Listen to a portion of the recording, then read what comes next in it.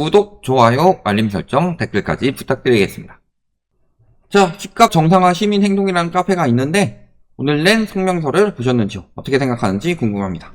집값 정상화를 제일 강조하는 유튜브가 어느 유튜브예요? 솔직히 말씀드려서. 폭락, 폭등에 대해서만 이야기했지 저희는 항상 정상 가격에 대해서 이야기를 했죠.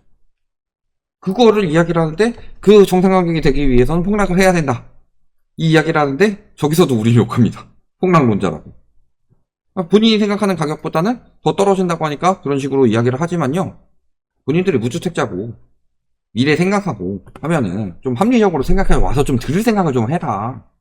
집값 정상화 시민운동 하려면 진짜 정상 가격이 뭔지부터 알고 해야지. 일단 그런 거고요. 자, 이런 기사가 있습니다. 폭발한 무주택자들 윤 정부에서 노골적으로 집값을 띄웠다. 총선에서 심판할 것이다. 이런 이야기를 합니다. 무주택자들로 구성된 네이버 카페 집값 정상화 시민행동은 21일 성명서를 내고서 2200만 명의 무주택 국민과 청년들은 내 집 마련의 꿈을 빼앗은 국민의힘과 민주당을 4.10 총선에서 단호하게 심판할 것이다. 어쩌자는 거죠? 국민의힘과 민주당을 심판하면은 어디에 밀어주겠다는 소리예요. 그러면서 이 부분은 맞죠? 가진 자들의 이익을 대변하는 윤석열 정부는 집값 하락을 막기 위해 온갖 수단과 방법을 가리지 않았다. 이 부분은 저희가 동감하는 부분입니다. 그래서 윤석열 정부의 정책들을 보면요. 물론 건설사들을 다 위한 정책이에요. 건설사 위한 정책들이 태반이다. 그러니까 언제부터? 2022년에는요. 집값 하락 방어 정책 이런 것들이 좀 나왔었죠. 대표적으로 양도세 완화. 양도세를 완화하면 매물이 늘어나서 집값이 떨어진다가 아니라 양도세를 완화하면 수요가 늘어나요. 근데 양도세 중과 완화라는 거는 다주택자들이 와가지고 집을 더 사줘라. 이 이야기인 거죠. 그런 거고 2023년부터는 얘는 핵심이 아니라 번외인 거고 건설사 살리기 정책이었다. 근데 건설사를 살리려고 그랬는데 정상적인 상황이면 건설사가 살아날 수 있겠지만요. 지금은 가계가 한계에 달한 상황이에요. 그러니까 건설사를 건재하게 살리지 못하죠. 그러니까 설사만 싼 상황이 된 거다. 이렇게 보시면 되겠고 몇면을 보시면 136 대책 뭐였어요? 두투주공 일병 구하기였죠. 916 대책 뭐였어요? 홍철 없는 홍철팀. 공급 없는 공급 대책. PF 살리기 대책이었죠. 110 대책 뭐였어요? 재건축 살리기. 근데 저희가 뭐라 그랬죠? 건설사한테 가장 돈 되는 건 재건축이다. 그죠? 가장 돈 되는 건 재건축이에요. 왜? 첫 번째, 공급 때문에 재건축을 살린다고 하지만 재건축을 시행하는 순간 멸실이 생긴다. 그리고 실질적으로 순공급은 많지가 않다. 그렇기 때문에 공급이 늘어나서 집값을 떨어뜨리는 이런 요인은 거의 없다. 근데 두 번째, 재건축은 입지가 좋아서 분양이 잘 된다. 그리고 수익을 내기가 좋은 구조다. 그러니까 재건축 살리기 대책 나오는 거잖아요. 이 사이에 핵심적으로 가장 핵심적이었던 건 특례보금자리론이죠. 특례보금자리론. 그 다음에 뭐 신생아 특례. 그 다음에 이번에 요 13 대책 때 못했지만 이번에 저기 실거주 유예 이런 것도 다 뭐예요? 아까 이야기했듯이 집값을 받치는 정책. 왜 집값을 받쳐야 돼요? 집값은 많이 떨어졌는데 분양가가 더 높으면 분양이 안 되니까. 지금 딱 그런 상황이잖아요. 그리고 또 한 가지는 뭐예요? 이런 것들? 특례, 신생아. 과연 지금 내 집 매매하라고 내준 대출일까요? 잔금대출이나 이런 데 쓰라는 거죠. 실거주 유예도 결국엔 잔금대출, 남의 전세로 잔금대출을 만들어가지고 일단 잔금부터 내라. 건설사들 죽어가니까. 니들은 3년 뒤에 어찌 되든 내가 알 바 아니다. 어차피 3년 뒤에 니들 돈 모은다고 해도 그때는 스트레스 DSR 100% 다 적용돼서 한도가 더 줄어들 거다. 근데 당장 잔금은 내야 되지 않겠냐. 니들이 잔금 안 내면은 우리 귀중한 건설사님들이 죽어가지 않겠냐. 요 정책 아니에요.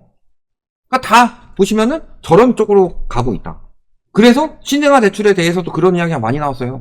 신생아 대출을 받을 수 있는 여건이 되는 사람들 대부분 특공 여건이 되는 사람들이 많을 테고 특공 여건이 되는 사람들을 생각을 해보면은 매매를 하겠냐? 분양을 받겠냐? 그런 거죠. 그게 건설사들을 망하지 않게 하다 보니까 집값을 버티게 되는 거고 집값을 버티려다 보니까 전세가가 떨어져야 될 때 못 떨어지게 되는 거죠. 떨어져야 될 때 못 떨어지니까 전세 부담되는 사람들은 계속 부담이 될 수밖에 없어요. 저희가 뭐라 그랬어요? 예전에 집주인한테 특례 내줘가지고 역전세 특례 대출 있었죠. 역전세 나왔는데 여기 DSR 완화해줘서 돈 빌려줘서 너네가 세입자한테 떨어지는 역전세만큼 돈을 돌려줄 수 있도록 하겠다. 그 대책 나오면 집값 뜬다 그랬는데 오히려 전세 떨어뜨리는 정책이라고 그랬었죠. 근데 저 전세금 반환 대출 뉴스 쳐보면은 얼마나 썼어요? 5개월간 1,600원. 내가 돈을 빌려서 돌려줄 만한 그런 착한 집주인은 거의 없다. 그럼 어떤 집주인만 남아요? 안 돌려주고 임차권 등기 신청 당하면 당했지 내가 내 돈 빌려가지고 이자 내가면서 돌려주지 않겠다. 이런 사람이 4배다. 임차권 등기 명령이 1만 2천여 건에서 4만 5천여 건, 즉 3만 3천여 건이 늘어날 동안에 이 중에서 전세금 반환 대출을 받아가지고 DSR 우회해 가면서까지 전세금 반환 대출 받아서 어떻게든 그 역전세분 돌려주고 다음 세입자 구하고 이랬던 사람들은 1,600여 명밖에 되지 않았다. 그러니까 총 3만 한 5천 명 중에서 한 2천 명 정도만 전세금 반환 대출 받아가지고 돌려준 착한 집주인이었다. 그러니까 전세가 안 떨어지는 이유는 간단해요. 저들이 돌려줄 생각을 안 하고서 버티고 다음 세입자가 똑같은 돈 주기 전까지 난 당신한테 돈을 못 줍니다. 이렇게 나오는 거고 그 사람들은 나간다고 하면 시간 버는 거죠. 그러면서 계속 전세 매물 호가만 유지해 놓으면은 언론에서 뭐라고 이야기를 해요? 전세가가 올라간다. 왜냐면 호가는 그렇게 올라가 있으니까. 피해는 세입자들이 보는 거고 언론은 그 와중에도 띄우기나 바쁘고 이게 현실이에요. 그런 거고 지금 보시면 취임 직후부터 공시가격을 인하하고 재산세, 종부세, 양도세 이런 것들 다 인하하는 이유는 부담을 줄여주기 위함이죠. 부담을 줄여주면 더 오래 버틸 수 있습니다. 그리고 담보인정부의 LTV 완화하고 LTV 완화는 민주당도 똑같죠. 송영길 의원 이런 사람들이 막 LTV 완화하도록 막 이야기했었죠. 그 다음에 주택담보대출 확대 요 부분에서 저희가 이야기를 했죠. 특례보금자리로는 역대 주택시장에 들어온 대출 중에서 두 번째로 안 좋은 대출이다. 첫 번째는 전세자금 대출이고 초이노믹스마저도 3위로 밀릴 만큼 최악의 정책이었다. 이거 면제해줘서 돈 빌려줘서 실질적으로 2023년에 DSR 비중 올라갔습니다. 지금 22년 기준으로 60.6%인데 23년 기준은 더 올라갔을 거예요. 엄청나게 많이 샀습니다. 또 무주택자들이 유주택자 됐어요. 고점에서. 그러면서 다주택자들은 많이 빠졌죠. 뭐하는 정책들이냐. 당연히 무주택자 입장에서는 승질이 날 수밖에 없죠. 그리고 다주택 임대사업자들에 대한 세금 특혜를 무차별적으로 확대하는 마카바식 부양책. 그래서 24일에 발표한 주거안정 방안은 문재인 정부가 중단한 아파트 매입 임대 정책의 부활을 담고 있다. 그래서 돈 있는 사람들은 아파트에 투자해서 민간 등록 임대사업자로 등록하라고 노골적으로 주택 투기를 권유하고 있다. 집값 부양을 위해서 국가 경제를 희생하고 있다. 다 저희가 했던 이야기들 그대로 하고 있어요. 몇 년 전부터 하던 이야기죠. 문재인 정부든 윤석열 정부든. 근데 한 가지 이야기하는 거는 문재인 정부에서 규제 때문에 집값 올라갔다. 요 부분은 다른 사람들이랑 생각이 다르다. 임대차선법 때문에 전세가 올라갔다. 요거는 다른 사람들이랑 생각이 다르다. 저희는 그렇게 이야기를 하는 거고.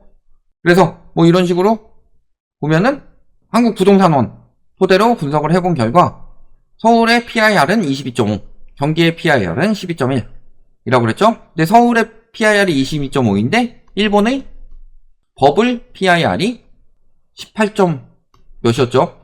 그러니까 지금 일본 버블보다 심각한데 요거를 안 무너뜨리고 살릴 수 있다고 생각을 하는 거예요. 그러면서 가장 많이 이야기하는 구라들이 있죠. 전문가들이 가장 많이 이야기하는 구라들. 그때 일본 집값이 떨어진 이유는 공급이 폭발했기 때문이다. 연 100만원 넘게 공급이 됐었다. 도쿄에만 100만원씩 공급이 됐어요? 우리나라는 뭐 신도시 짓는다고 하면은 서울에 공급 안 돼서 서울 집값은 올라갈 것이다. 이딴 이야기 하면서 결국 집값이 떨어진 이유는 뭐예요? 바젤1 때문이에요. 일본 집값이 떨어진 이유는 바젤1 때문이다. 플라자 합의 때문에 일본 버블이 무너졌다. 플라자 합의 때문에 일본 버블이 생긴 거예요. 개불 지식도 없는 인간들이 그딴 이야기 하고 있는 거지. 플라자 합의 때문에 일본에 버블이 생겼고 바젤1 때문에 버블이 꺼진 거예요. 우리나라도 뒤늦게 도입하는 바젤3. 원래 바젤3는 최소 언제는 제대로 도입됐었어야 돼요? 적어도 박근혜 정부 때는 제대로 도입됐었어야 된다. 이명박 정부 때가 워낙 말년이니까 제대로 도입할 시간이 없었다 치더라도 박근혜 정부 때는 적어도 제대로 도입이 됐었어야 돼요. 근데 그것도 문재인 정부로 미뤘죠. 문재인 정부는 또 제대로 도입했어요? 문재인 정부도 많이 미룬 거예요. 그리고 막 이제 DSR 도입하려고 할 때 코로나 터지니까 그것도 미뤘잖아요. 그러니까 말년에나 도입했고. 그 DSR 효과가 인제 나오니까 윤석열 정부 뭐 했어요? DSR 푸는 대출을 내주고 있어요. 그러니까 집값이 아직도 이 모양 이 꼴이지. 근데 이제 더 이상 DSR 풀지를 못하죠. 저기 이야기한 대로 심판할 건 해야 되지만 앞으로 무주택자 할 때 올 소식은요. 이 DSR이 타이트하게 적용이 되면은 그 다음에 DSR에 맞도록 대출을 디레버리징 시키진 않더라도 그 방향으로 계속 추진이 되면요. 집값은 앞으로 무너질 수밖에 없어요. 지금 대출이 늘어나는데도 집값이 떨어지죠. 이게 뜻하는 바가 뭐예요? 대출을 늘리면 내 손에 들어오는 돈이 많아야 되는데 대출을 늘려도 내 손에 들어오는 돈이 없어요. 왜? 이자로 빠져나가는 돈이 많으니까. 지금 부채 돌려막기를 하고 대환대출이 뭐예요? 지금 부채를 갚고 대신에 더 싼 이자로 대출을 내주겠다. 대환대출이죠. 부채 돌려막기 하고 있는 거예요. 정부에서 부채 돌려막기 하라고 대환대출 추진하고 이러고 있으니까.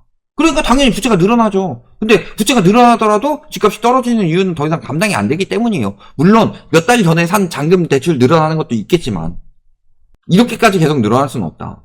왜냐면 집값 붕괴가 다시 시작된 게 작년 10월부터였는데 지금까지 막 물론 잔금 남아있는 잔금도 있겠지만 그럼에도 불구하고 지금까지 대출이 늘어난다? 아니 정부가 돌려막기 하라고 해주고 있잖아요. 특히 애 낳은 사람들은 더 돌려막기 쉽게 해주겠습니다 라고 나온 게 신생아 특례 대출이고 그러면은 앞으로 DSR을 완화하는 게 아니라 DSR을 강화하는 정책 쪽으로 가고 있어요. 이거는 윤석열 정부가 잘해서가 아니라 윤석열 정부가 풀고서 어떻게 해보려고 그랬는데 망한 거잖아요 지금. 그러니까 지금 저 사람들 또 표 안 찍겠다고 하고 근데 민주당도 안 찍겠대. 어딜 찍을지는 되게 궁금하긴 하지만 어차피 뭐 둘 다 잘하는 쪽은 지금 집값에 대해서 잘하고 있는 건 아니지만 그러니까 이 부분만 된다면은 나머지 뭐가 쳐들어오더라도 어떻게 되겠어요 지금. 결국엔 부동산 시장에 들어올 유동성이 없다는 건데. 그러니까 지금은 뭐 총선용으로 저런 직거래를 하는 건 당연히 규탄받아야 할 일이지만 총선 이후에 집값이 어떻게 되겠냐. 무주택자들 입장에서 생각을 해봤을 때 앞으로 잘근잘근 무너지는 수밖에 없어요. 이거를 버틸 수 있는 그게 없다. 이렇게 보시면은 앞으로 무주택자들에게 희소식만 들릴 겁니다. 결국에는 스트레스 DSR이든 전세 DSR이든 DSR 강화든 이런 것들은 다 매매가나 전세가를 떨어뜨리는 정책이고 한은에서 이야기하는 DSR 정상화도 매매가나 전세가를 떨어뜨리는 일이 될 것이다. 여기까지 말씀드리겠습니다.